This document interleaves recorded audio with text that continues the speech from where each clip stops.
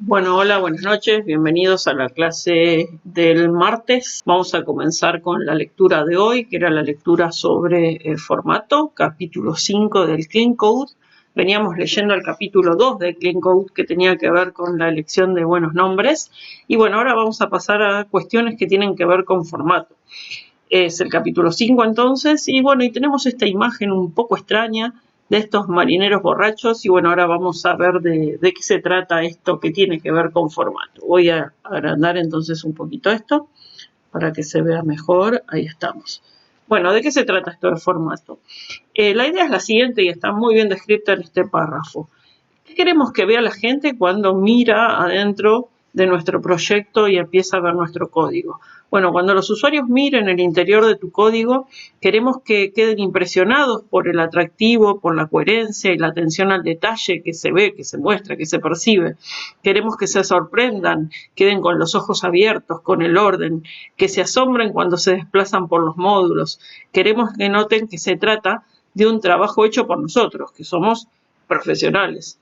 En cambio, si en lugar de esto lo que vieran fuera una masa sin forma de código que parece escrita por ese grupo de marineros borrachos, también es muy probable que piensen que no solo el código está escrito de esa manera, sino que todos los otros aspectos de nuestros proyectos también están tratados de esta manera, ¿no? Y llevamos todas las de perder.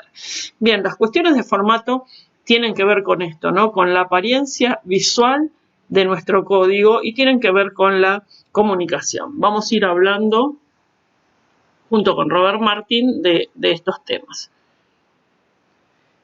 Debemos preocuparnos por el formato del código. Debemos elegir una serie de reglas sencillas que controlen el formato del código y aplicarlas de forma coherente.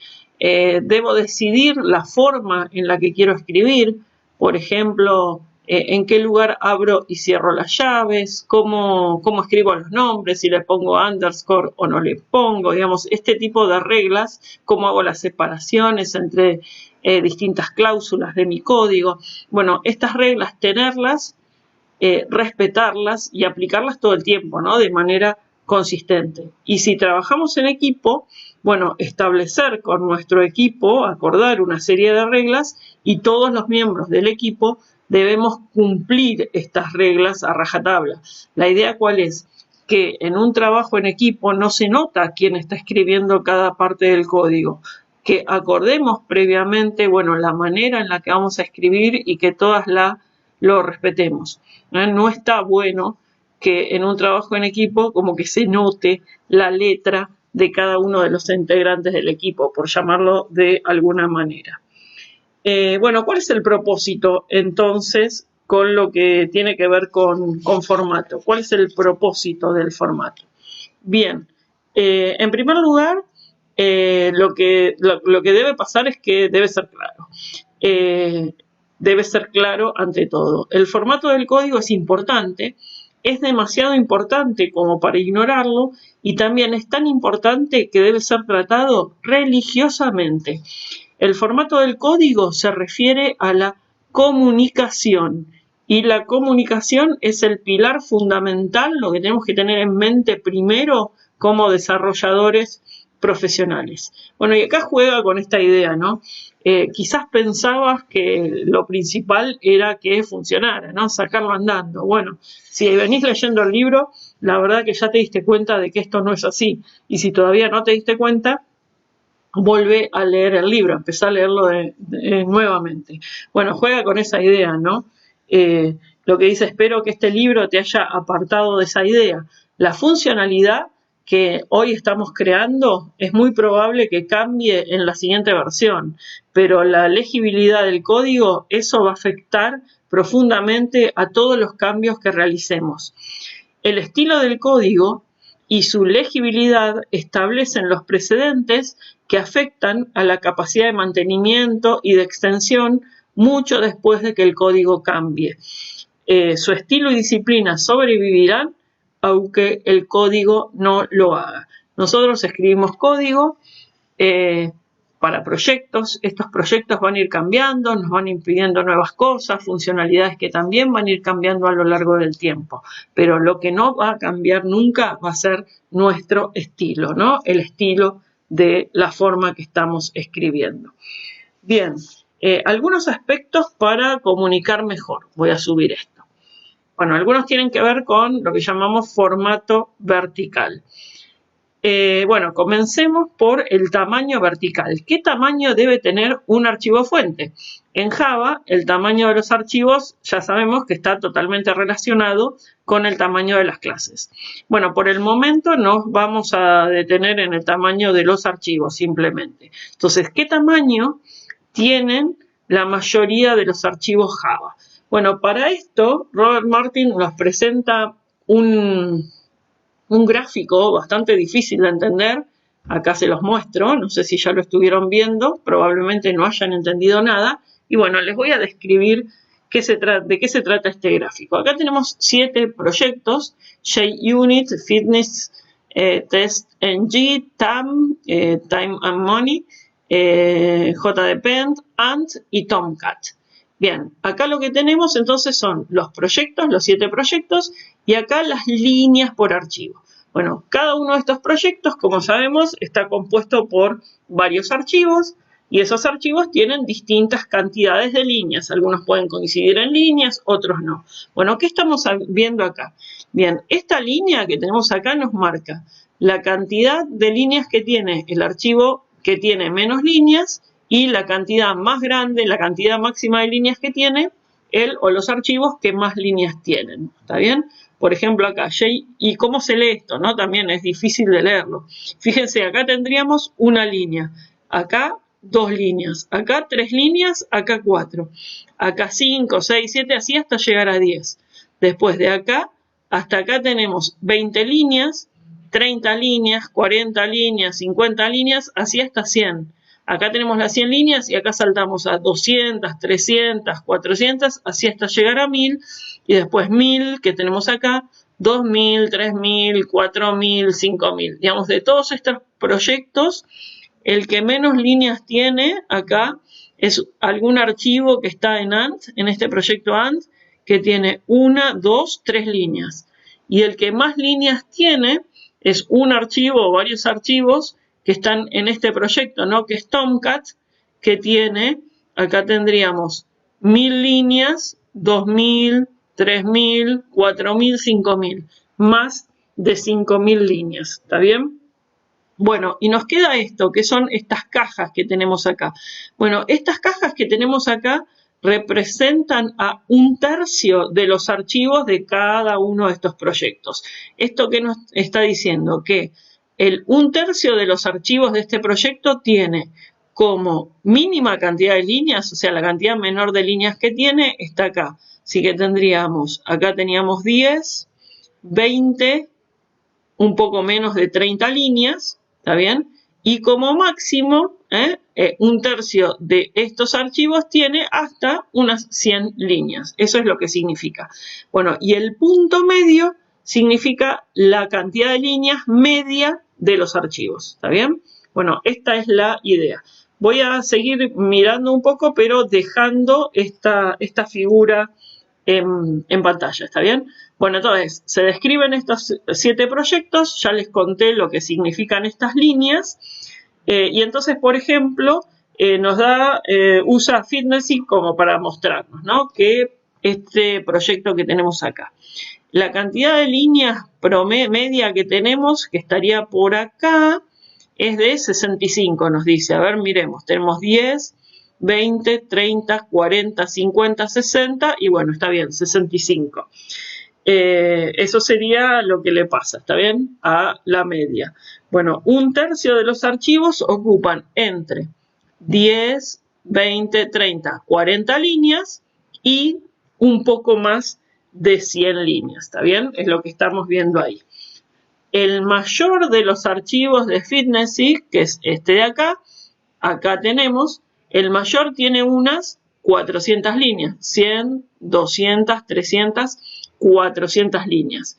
Y el de menor tamaño, que es esto de acá, tiene 1, 2, 3, 4, 5, 6 líneas. ¿Está bien? Bueno, por ejemplo, si tomamos, no sé, a ver, tomemos JDepend, este que tenemos acá. Entonces, este que tenemos, el archivo que menos líneas tiene 20 líneas, ¿está bien? 10, 20. El que más líneas tiene, lo tenemos por acá. Tenemos 100, 200, 300, 400, 500, 600, unas 700 líneas, me perdí ya. Bueno, y un tercio de los archivos tiene como cantidad de líneas más chicas, tenemos 10 acá, tenemos 20, 30, 40, 50, 60, unas 65 líneas y como máximo tenemos unas 200 líneas. ¿Está bien? ¿Estamos? Bien. Luego nos dice, a ver, que JUnit, que es este de aquí, Fitnessy, que es este de aquí, y Time and Money, que es este de aquí, tienen archivos relativamente pequeños y ninguno supera las 500 líneas. Si miramos, estamos acá. ¿Bien? Ninguno de ellos supera las 500 líneas. Y por otra parte nos da el ejemplo con Ant y Tomcat. A ver, Tomcat y Ant entonces tienen archivos, fíjense, ¿no? Con varias miles de líneas, ¿sí? De 1000 para arriba, de acá tenemos archivos que superan las 1000 líneas de longitud. Y más de la mitad, ¿está bien? Que sería de acá, superan las 200 líneas, ¿está bien? Bueno, ¿qué nos quiere decir con todo esto? Dice Robert Martin, aparentemente se pueden crear sistemas, voy a bajar un poco más, es lo que está apareciendo acá, pero bueno, mirando esto, ¿no?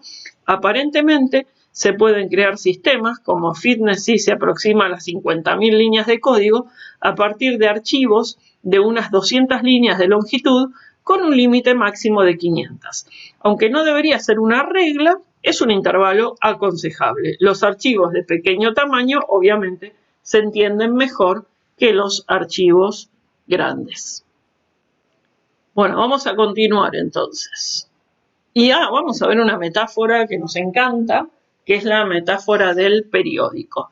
Bien, la cuenta muy bien Robert Martin. Bueno, ¿la idea cuál es? Pensemos en un artículo de diario, un artículo de periódico bien escrito. ¿Qué tenemos en un artículo de periódico bien escrito? Bien, en la parte superior tenemos un titular que nos indica de qué se trata la historia y nos permite determinar si queremos leerlo o no queremos leerlo, ¿no? Si nos interesa o no nos interesa simplemente al ver el titular. El primer párrafo, ¿qué hace? Bueno, ese primer párrafo nos ofrece una sinopsis de la historia, nos oculta los detalles y muestra conceptos muy generales. Al avanzar en la lectura, a medida que vamos avanzando en la lectura, van a ir aumentando los detalles junto con todas las fechas, los nombres, las citas, otros elementos, minucias, ¿está bien? Digamos, a medida que vamos avanzando, aumentan los detalles. Bueno, ¿qué tiene que ver esto con nosotros? Bien, un archivo de código debe ser como un artículo de periódico. El nombre debe ser sencillo, simple, pero claro y explicativo. El nombre por sí mismo debe bastarnos para indicarnos si estamos o no en el módulo correcto. ¿Estamos bien? O sea, simplemente viendo el nombre del archivo, yo ya tengo que saber si estoy o no en el módulo correcto. Bárbaro. Los elementos superiores del archivo deben proporcionar conceptos y nuestros algoritmos de alto nivel. Uy, justo acá se corta, pero bueno, es lo que nos está diciendo. ¿Está bien? Los elementos superiores del archivo deben proporcionar conceptos y los algoritmos de alto nivel. Los detalles deben ir aumentando a medida que vamos descendiendo, ¿está bien? Hasta que llegamos al final, donde en el final lo que tenemos son las implementaciones de las funciones de nivel más bajo, y esto lo vamos a encontrar al final del archivo, ¿no? Lo mismo que nos pasa al leer un artículo de diario. Bueno, también nos dice, ¿no?, que un periódico se compone de varios artículos. Muchos de ellos, algunos de ellos son muy reducidos y otros son de gran tamaño. No hay muchos que ocupen toda la página con texto para que el periódico sea usable, manejable, ¿no? Si el periódico fuera un único y extenso texto con una aglomeración desorganizada de hechos, fechas, nombres, no lo leeríamos. Sería como que ese periódico fue escrito por los marineros borrachos que nos están contando las noticias y escriben una masa amorfa de texto, texto, texto, donde nos cuentan de todo y todo mezclado. Bueno, esta es la metáfora del periódico de diario, ¿no? De la noticia del periódico. Y bueno, y cómo lo asociamos con nuestra práctica profesional. Bueno, y un concepto más que tenemos es, justamente también habla de concepto, es la apertura vertical entre conceptos. No es otra cosa que el uso cotidiano que hacemos, en general todo lo usamos, que es el dejar un espacio en blanco cada vez que cambiamos de cláusula, cambiamos de concepto, justamente.